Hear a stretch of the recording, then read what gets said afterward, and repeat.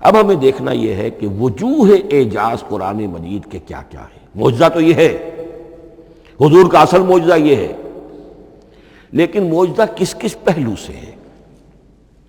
یہ ایک ایسا موضوع ہے کہ جس پر پوری تصانیف لکھی گئی ہیں۔ وجوہ الاعجاز، وجوہ اعجاز القرآن، قرآن کے معجزہ ہونے کے کون کون سے پہلو ہیں۔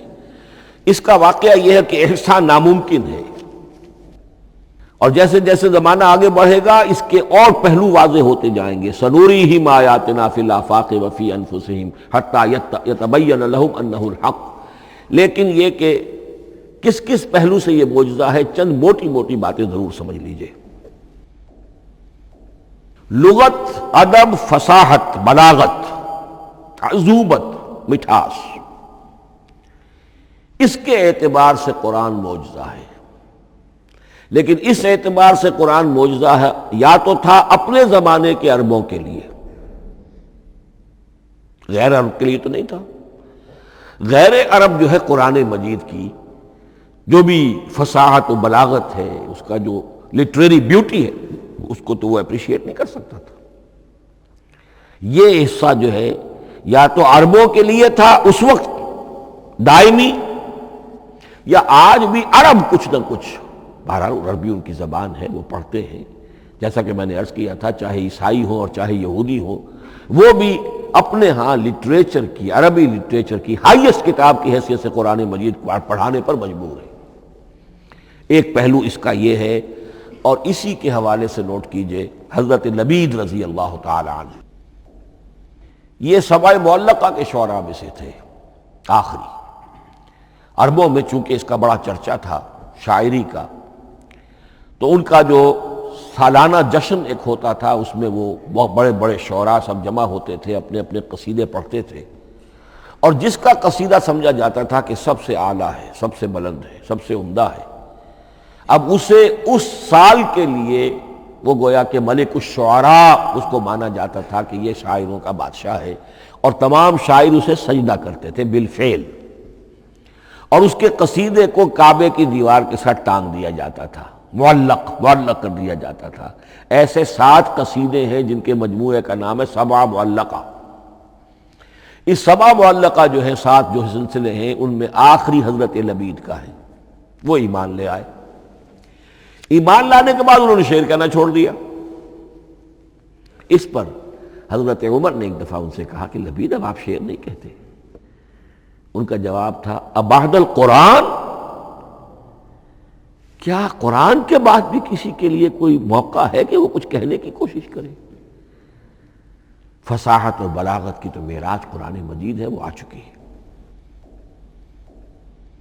تو جہاں تک اہل عرب کے لیے اس کا معجزہ ہونا، خاص طور پر اس دور میں اور اب بھی کسی درجے میں، اس میں تو اہمیت ہے اس کی ادبیت، اس کی فصاحت، اس کی بلاغت، اس کی عذوبت۔ دائمی اور ابدی یہ کس اعتبار سے معجزہ ہے عہد حاضر میں اور غیر عرب لوگوں کے لیے؟ نمبر 1، سائنسی حقائق کا انکشاف۔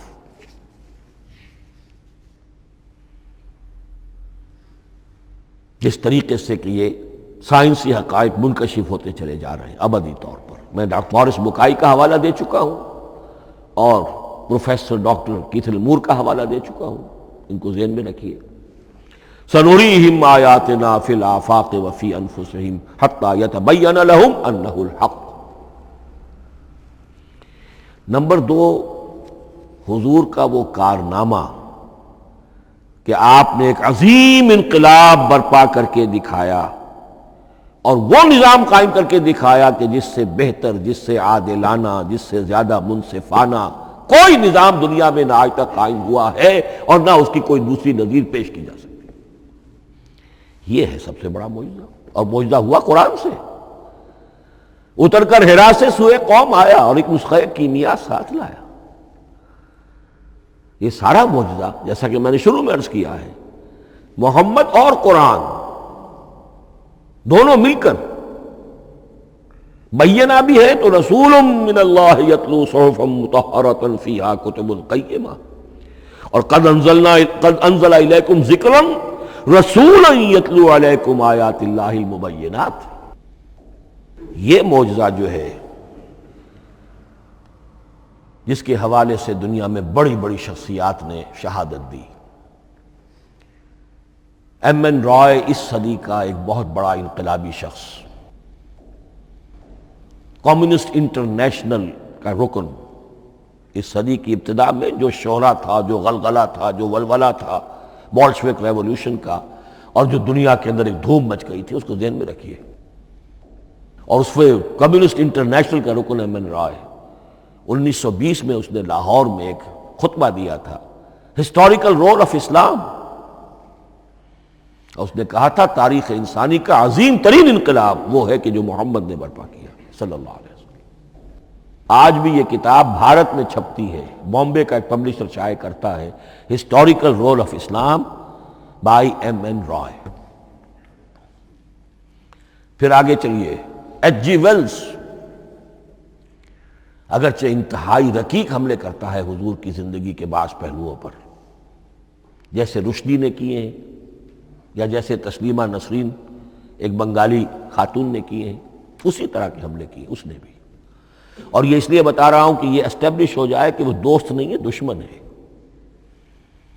عربی کا ایک مقولہ یہ ہے کہ الفضل ما شہدت بہ الاعداء، اصل فضیلت تو اس شے کی ہے جس کی گواہی دشمن دے۔ دوست تو تعریف کریں گے، قابل تعریف شے کی بھی تعریف کریں گے، بڑھ چڑھ کر کریں گے۔ یہ بھی ہو سکتا ہے کسی قابل مذمت شے کی بھی تعریف کر بیٹھے، دوست تو ہوئے۔ دشمن جو ہے وہ تو ظاہر بات ہے اسی بات کو مانے گا جس میں کسی شک و شبہ کی گنجائش نہ ہو۔ اس لیے میں نے عرض کیا کہ دشمن ہے، رقیق حملے کرتا ہے، لیکن آخر میں جب آتا ہے concise history of the world میں چیپٹر جو ہے حضور پر، اس میں خطبہ حجۃ الوداع کا وہ حوالہ دیتا ہے، لا فضل لعربی علی عجمی ولا لعجمی علی عربی ولا لأحمر علی اسود ولا لأسود علی احمر الا بالتقوی۔ اور پھر لکھتا ہے کہ اگرچہ انسانی حریت و اخوت و مساوات کے واعظ تو پہلے بھی بہت کہے گئے تھے، یہاں تک کہ مسیح ناصری حضرت عیسیٰ علیہ السلام کے ہاں بھی ہمیں بڑے واعظ ملتے ہیں، لیکن یہ ماننا پڑتا ہے کہ تاریخ انسانی میں پہلی مرتبہ ان اصولوں پر ایک انسانی معاشرہ قائم کر کے دکھایا محمد نے صلی اللہ علیہ وسلم۔ Although the sermons of human freedom, fraternity and equality were said before also, and we find a lot of them in Jesus of Nazareth, but it must be admitted that it was Muhammad sallallahu alayhi wa sallam who established for the first time in history a society based on these principles. اسی طرح کی گواہی آج سے تقریباً 20 سال پہلے امریکہ کے ڈاکٹر مائیکل ہارٹ نے دی، a selection and gradation of the 100 most influential personalities of human history. اور نمبر 1 پر محمد کا ذکر کر رہا صلی اللہ علیہ وسلم، اور کہتا ہے naturally I owe an explanation, میں عیسائی ہوں اور ابھی تک عیسائی ہے، وہ اس کی موت کی بھی ابھی کوئی خبر نہیں آئی ہے، عیسائی ہے، لیکن یہ کہ اس نے حضور کو نمبر 1 پر رکھا، حضرت عیسیٰ کو نمبر 3 پہ لے گیا، تو naturally I owe an explanation. اور پھر ایکسپلینیشن دی ہے، this is because he is the only person supremely successful in both the religious and secular fields. یہ دونوں میدان جو ہے مذہب اور روحانیت، اور دوسری طرف سیاست اور حکومت اور ریاست، ان دونوں میدانوں میں بیک وقت انتہائی کامیاب انسان صرف ایک ہے، اور وہ محمد ہے صلی اللہ علیہ وسلم۔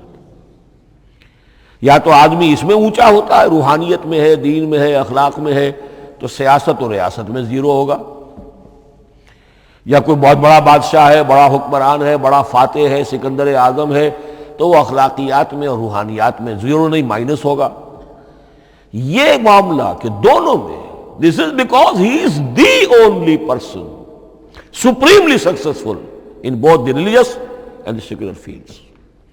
لیکن یہ بات نوٹ کر لیجئے کہ جو تازہ ایڈیشن ہے اس کتاب کا، اس میں سے یہ پیسج نکال دیا ہے نئے جو ایڈیٹرز ہیں انہوں نے۔ اس کے لیے آپ کو کسی پرانے ایڈیشن سے رجوع کرنا پڑے گا، concise history of the world, اور وہ لائبریریوں میں مل جائے گا۔ علامہ اقبال نے اس بات کو یوں بیان کیا ہے: ہر کجا بینی جہان رنگ و بو، کہ از خاکش بروید آرزو، یاد نور مصطفیٰ اورا بہاس، یا ہنود اندر تلاش مصطفیٰ است۔